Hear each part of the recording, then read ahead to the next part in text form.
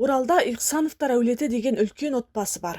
Үйде бір емес, бірнеше келін ұстап, немере шөбере сүйіп отырған Ақбұрыш Андирова есімді ақ жаулықты әженің балалары мен немерелері Наурыз мейрамы қарсаңында үлкен үйде бас қосты. Дастарханнан ұлттық тағамы үзілмеген, қонағы азаймаған қасиетті қара шаңырақ бүгін балалар келіп мәре-сәре болып жатыр. Біздің шаңырағымызға қош келіпсіздер. Анамыз бар, ағамыз келіп жатыр, бауырларымыз, інілеріміз бар, бала келіндер бар, немере,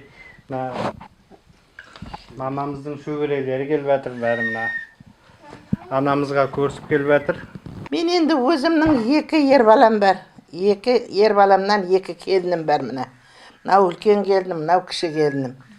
Енді үлкен баламның екі ұл баласы бар.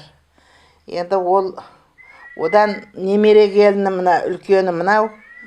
Біреу енді ауылда мал шаруашылығында жолдасымен екеуі. Енді мына екінші баламның келінім мынау, кішкентай, ең кішкентай келін. Көрісу күні, Наурыз мерекесі секілді мейрамдар Ихсановтар әулеті үшін қуанышты күндер. Олар бұл күні үлкен үйге жиналып, қазан көтеріліп, келіндері өз міндеттерін атқаратын қасиетті күн. Үлкен келінімнің түскеніне 30 жылдай болып қалды.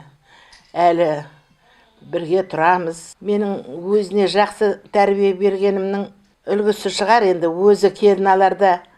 Апа, сол екінші немере келіндеріңізді де өзіңіз тәрбиелеп, өзіңіз үйрете беріңізші деген сөзді естідім. Соған қарағанда мен ол келінге жаман тәрбие берген жоқпын деп ойлаймын. Ерте тұруды осындай құрт май жасап, ерте сиыр сауып, сондай ерте үйлендім енді, ерте тұрып, кеш жатып деген сияқты ата-енелермен. Үлкен үйлендім енді. Үлкен мектептен Иә, үлкен мектептен өттім енді. Бай-бай шіркін, қазақтың келіндері ай, көлдәрия секілді белдері.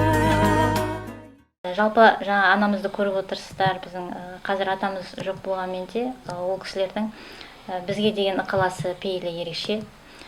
Себебі әр келін отбасына түскеннен кейін жаңа отбасы, ол отбасын қабылдап, қалай қабылдауына, сол келінге ары қарай бағыт-бағдар беріп жіберетін үлкен кісілеріміз. Сондықтан келгенде, келін болып келгеннен кейін жаңа айтып жатыр, үлкен абысынымыз көп нәрсені үйрендік. Ең бастысы біздің отбасымыз қонақжай. Ең бірінші біздер келген қонақты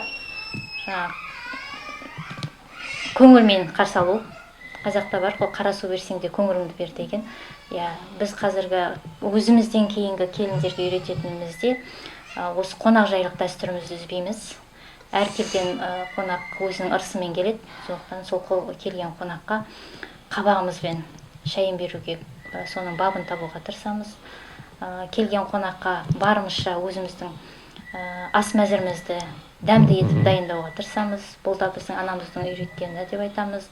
Әсіресе ұлттық тағамдарды, асты қалай баптау, етті қалай сүрлеу деген сияқты, қазын айналдыру, енді оның бәрі шынымен келгенде енді білмей келдік.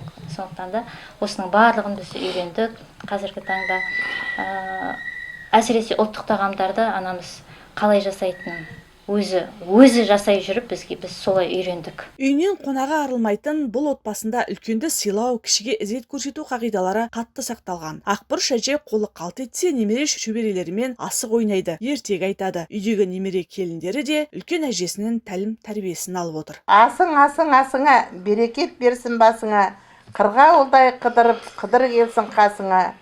Дендерің сау болсын, өмірлерің ұзақ болсын. Қайда барсаңдар да алдарыңнан ақ жол болсын. Аман болыңдар. Алла акбар.